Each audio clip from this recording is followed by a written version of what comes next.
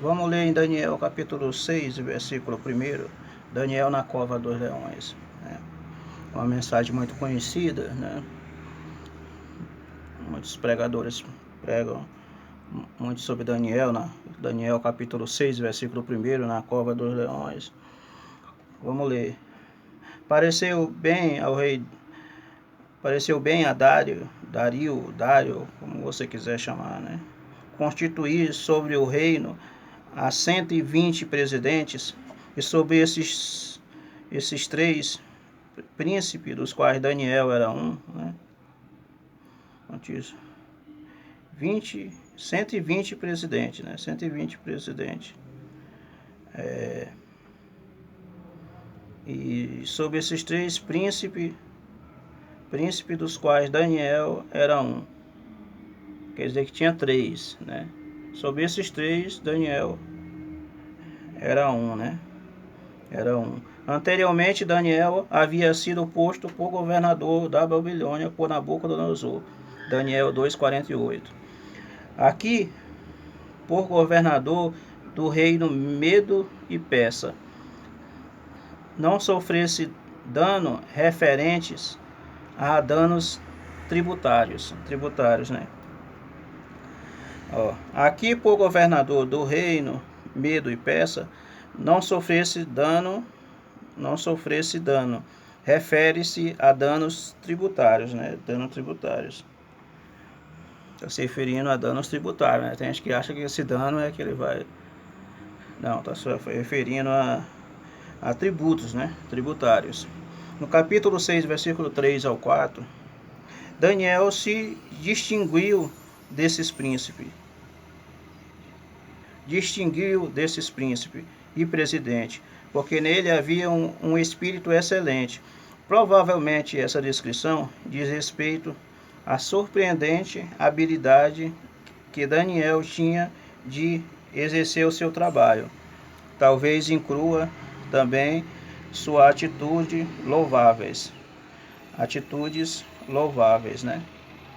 Então, quando fala que ele tinha um espírito excelente, fala porque ele pelas habilidades que ele tinha de exercer o seu trabalho, né? Trabalhava direitinho, né? E também sobre as atitudes dele, né? Atitude louvável, quer dizer, as pessoas olhavam e viam a diferença em Daniel, né? A diferença em Daniel. Então, lá no seu trabalho você tem que fazer a diferença, né? Não adianta ir querer, né? Tem que fazer o seu trabalho direitinho. Aí você será louvado, as pessoas te louvam. Então, Daniel, as pessoas louvavam Daniel. O trabalho dele era bem feito. Entrava reino e saía reino, e Daniel continuava a mesma pessoa, né? De confiança do rei. Então, todos os reis gostavam de Daniel. Nabucodonosor tinha Daniel como um filho, né? Ele tratava Daniel como um filho. Então, todos os reis gostavam de Daniel, porque ele exercia o seu trabalho direitinho. O rei mandava, ele fazia, ele obedecia, né? Então, ele era louvado também no trabalho, era nas atitudes, eles eram louvados, né? Então, não adianta você dizer que é só cristão, que é crente, e as suas atitudes não convém, né? Então, muitas vezes o testemunho fala mais alto do que a própria religião, né? Você dizer que é crente e as suas atitudes, as suas obras não são de crente, não são de evangélico, né? Então não adianta. Daniel era isso daí, não precisava dizer que ele temia a Deus. As pessoas sabiam só pelo jeito dele, as atitudes dele. Então todos os reis que entravam gostavam de Daniel. Capítulo 6, versículo 5 ao 7. Vamos continuar aqui. Nunca acharemos ocasião alguma contra esse Daniel, senão a procurarmos contra ele na lei do seu Deus. Daniel obedecera às leis humanas prudentemente, mas seus inimigos sabiam que quando a lei dos homens estava em conflito com a lei do seu Deus, Daniel infringiria a primeira em benefício da segunda. Infringiria a primeira em benefício da segunda, quer dizer, da lei de Deus, né? Quando a lei dos judeus era desrespeitada, né? Então, quando a lei dos judeus era desrespeitada, a lei de Deus, a lei do Talmud, do Torá, do Pentateuco, dos profetas, então Daniel, ele se levantava contra, né? Ele não aceitava. Então, eles viram que não tinha como acusar Daniel, né? Porque ele era fiel em tudo. Então, e aí procuraram na lei do seu Deus. Daniel obedecia a leis humanas, prudentemente. Mas isso não quer dizer que Daniel não obedecia a leis humanas. Ele obedecia. Como eu falei, ele obedecia o seu rei, obedecia às ordens dos reis. Mas quando isso ia em conflito, né, com a lei de Deus, aí ele não aceitava. Aí ele não obedecia, né? Então eles já sabiam que Daniel tinha esse ponto fraco aí. Vamos dizer assim, né? Ponto fraco. Mas na verdade não é um ponto forte, né? Mas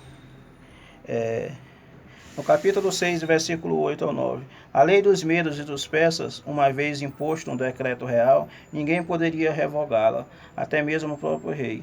O decreto ficava vigente até o seu prazo de expiração. A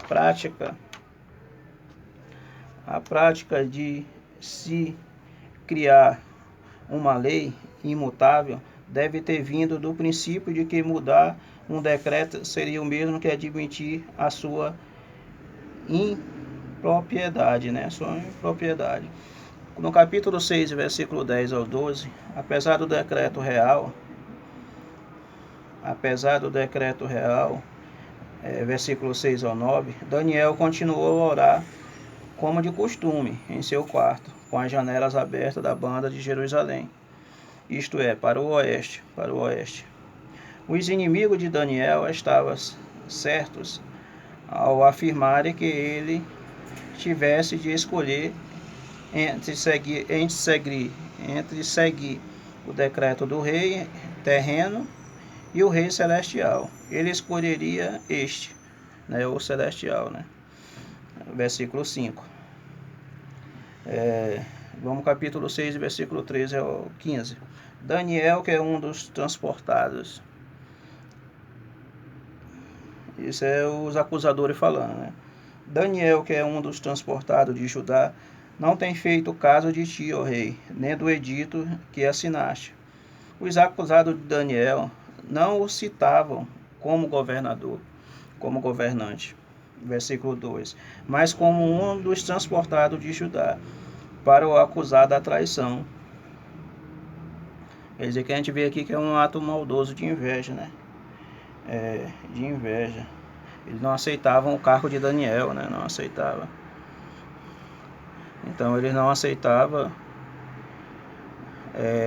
o cargo de Daniel. Pode ver que eles não mencionam Daniel como governante, como governador, como um dos príncipes, né? Eles não reconhecem o título que Daniel levava no peito, né? O cargo que ele tinha no reinado ali do rei Dário, né? Eles não aceitavam, porque pelo simples fato dele ser um dos cativos, um dos que vieram de Judá, né? Jerusalém.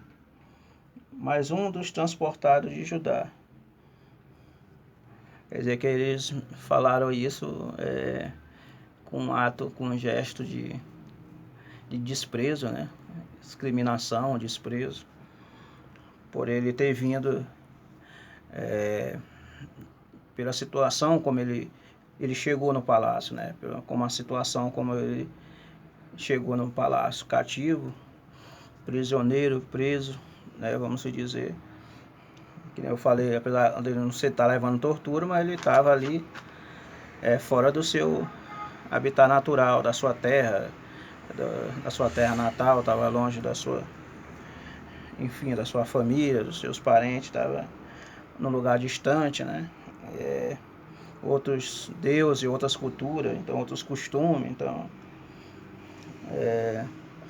por isso esse olhar de desprezo dos outros governantes por Daniel, porque eles achavam que Daniel não era digno de estar ali naquela posição tão alta do governo, né? Porque Daniel era um dos governantes Daniel não era um escravo. Daniel não era mais um cativo, um escravo, não, do rei, não, ao contrário. Ele era um governante, um governador, um presidente, ele era um príncipe. Daniel era considerado como filho do rei, ele era como um príncipe, então ele não era escravo mais. Tem gente que lê isso daqui e diz que Daniel era escravo, estava escravo. Daniel não estava escravo. Daniel aqui era governador, era presidente, filho, era um dos príncipes do palácio do rei, tanto de Nabucodonosor como do rei Dário. Todos os reis que entravam, ele exercia o seu cargo de governante, ele governava. Você já viu o governador daqui do estado de São Paulo? Já viu ele escravo, sendo escravo de alguém? Não, ele é o governador, ele que manda. Então Daniel, ele mandava. Ele não era mandado, ele mandava. Então, ele só era abaixo do rei, mas lá no tanto da Babilônia, dos caldeus, da Pérsia, dos Medos, ele continuava sendo governante, governador e um dos príncipes, né? Ele era um dos príncipes. Então a gente vê aqui que Daniel ocupava uma posição alta na hierarquia, né? Na hierarquia tanto do governo de Nabucodonosor como todos os governos, né? Então, amém. No próximo eu irei falar mais. Então aqui a gente vê que ele era rejeitado pelo simples fato dele vir cativo de Judá, dele vir e estar numa posição tão alta, tão elevada do governo, né?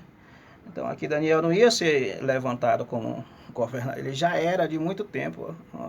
Ele já era de muitos tempos atrás, desde a época da Babilônia, ele já era governador, já era presidente. Então aqui Deus não ia exaltar ele, ele já era exaltado. Ele já era entre os grandes, entre os príncipes. Amém. No próximo vídeo eu falar mais.